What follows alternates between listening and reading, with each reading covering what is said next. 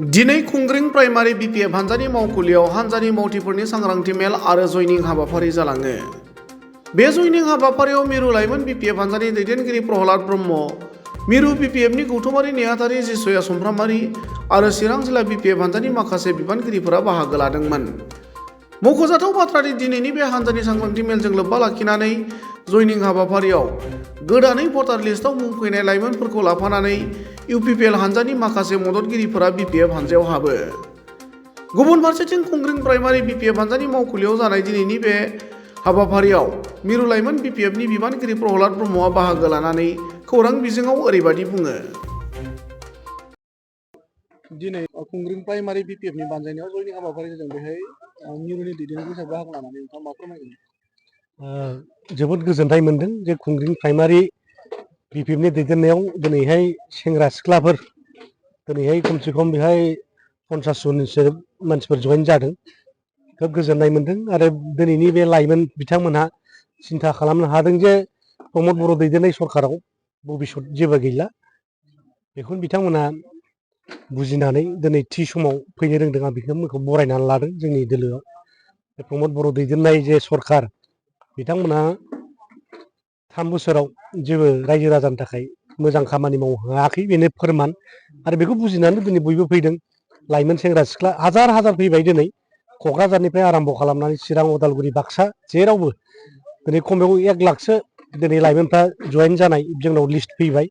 दा बिनिफ्राय आन्दाज मोनो जे दिनैनि थारिखआव प्रमद बर' दैदेननाय जेनोखि सरकार, बे सरकारा आरो नैबे रायजो राजाफोरनि थाखाय जेबो जे माबा खामानि मावनो होनो हायाखिसै, बेनो फोरमान। रायजो राजाफ्रा गावसोरनो बुजिनानै फैबाय। जों बुंनाङाबाबो जाबाय दिनैनि थारिखआव। इउपिपिएलनि दैदेनगिरि अदेबानि बिटिसिनि इएम फेरेंगा बिथाङा बिपिएफआवहाय जा दङ, जाखिनि दैदेनगिरि आलु गेसावजों रुजुदों, बे बेलायावहाय मा बुंगोन? बे आलु गेसाव बिथाङा मिथिगोन। आलुखौ गावबो जों नुदों एनडिपिआव थानाय समाव आलु गायनाय म्यानमार ना बबेबा बार्मा ना बबेबा थायो होनदों बिथांमोनहा, थाइलेण्ड ना बहा थायो। बेहाय नुदों आलु गायलायनाय मानाय, खेथि खालामनाय। दा बुजिगोन आलुआ माबादि। आलु गेसावा सोर सोर दङ? आलु गेसावा जाहैबाय, आलु गेसाव फानग्राया जाहैबाय बे रनजित बरगयारि। दिनै बिथांमोना रायजोफोरनो आलु गेसाव फानगासिनो दङ। माबाया फेरेंगा बिथाङा आलु गेसावखौ बिथांमोनासो फानो। बिथांमोननि आफाद जे फानगासिनो दं, बे आलुखौ दिनै जायफोर बायनानै जादों बिथांमोना दिनै बुजिजोब्बाय। गतिके बिथांमोननि आलु फाननायखौ रावबो दिनै बायग्रा मानसि गैला। बिथांमोननि बे गालामाल दखानाव रावबो थांला। दिनै बेखायनो बिथांमोना उल्था जोंखौ आलु गेसाव होनबाय थादों। खिन्थु बे आलु गेसाव फायखारिफ्रा दिनै खामानि गैला समाजाव, बेनो फोरमान होगासिनो दं। फैगौ लकसभानि थाखाय बिपिएफ हान्जानिफ्राय माबायदि थियारि? 100% जोंना जाखाजोब्बाय। केन्डिडेटआबो फाइनाल जानानै दं। गोदो डिक्लेयार होनांगौल'। दा सम मथे बयनोबो फोरमायगोन। बेखौ जोंनि हाइकामान्डआ होगोन। हाग्रामा महिलारि सारा डिक्लेयार होगोन सम जाब्ला। हयथ' नैबे 30 तारिखनि गेजेरावहाय दिनै कर्ट अफ कन्डाक्टआ बा थारिखफ्रा होनो हासिगौ। हयथ' नैबे सर्टलि हयथ' 15 दिननि गेजेराव जोङो जोंनि केन्डिडेटखौबो मोनगोन। आरो इलेक्सननि थाखाय जोंहाथ' अलरेडि थियारि जाखाजोब्बाय। जोंनि क'क्राझार डिस्ट्रिक्टआवथ' अलरेडि जाखाजोब्बायानोसै। जोंनि 10ता जिल्ला बेयाव अलरेडि जोंना प्रिपारेसना जोब्बाय। दरं उदालगुरियावबो जोब्बाय। मोननैबो समस्थियाव देरहानानै जोङो सेन्ट्रेलाव सासे केबिनेट मिनिस्टार बिदों। बेखौ जोङो मोनगोन। जायखि एनडिए सरकार जाब्लाबो, इन्डिया सरकार जाब्लाबो जों सासे मिनिस्टारखौ मोनगोन। आरो 2025आव जोङो 35 मिशन, जोङो जेरैखिजाया 35+ बे मिशननि थाखाय खामानि मावगासिनो दङ। जोंहा 60ता समस्ति जाबाबो 35 जों सरकार जाखायो। 40ता समस्तिबाबो 35ता जों सरकार जानानै आग्लाय फिग्लायसो जाहैयो। ओंखायनो जोङो मिशनखौ लादों 35+ मिशन। आरो बिनि थाखाय जों खामानि मावगासिनो दं। अलरेडि बुथ कमिटि कमप्लिटेड जाजोब्बाय।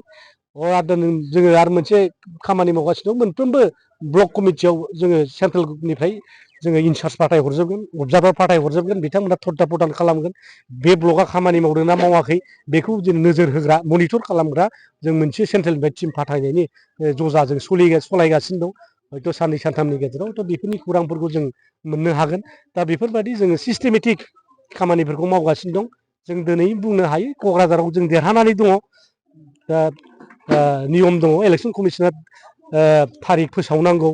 भटखौ माला लागोन, माब्ला सानगोन, बेनि थारिख मथे जोंहा नियम फोरखौ फालिनांगौ हिसाबै जों बेखौ नेनानै दङ दा जोङो माने अप्टिमिस्टिक आरोखि एखे हाइलि अप्टिमिस्टिक जोङो माने जेरैखिजाया क'क्राझार आरो दरं उदालगुरि जों देरहागोन बिटिसि आवबो देरहागोन आरो फैबाय थानाय 2026आव 15था बिटिसिआव समस्ति दङ 15थाबो देरहालांनानै साबा केबिनेट मिनिस्टार बिपिएफनिफ्राय जानो थांगासिनो दङ आं दिनै नोंथांमोननि थाखाय बेखौ खुलायै फोरमायो।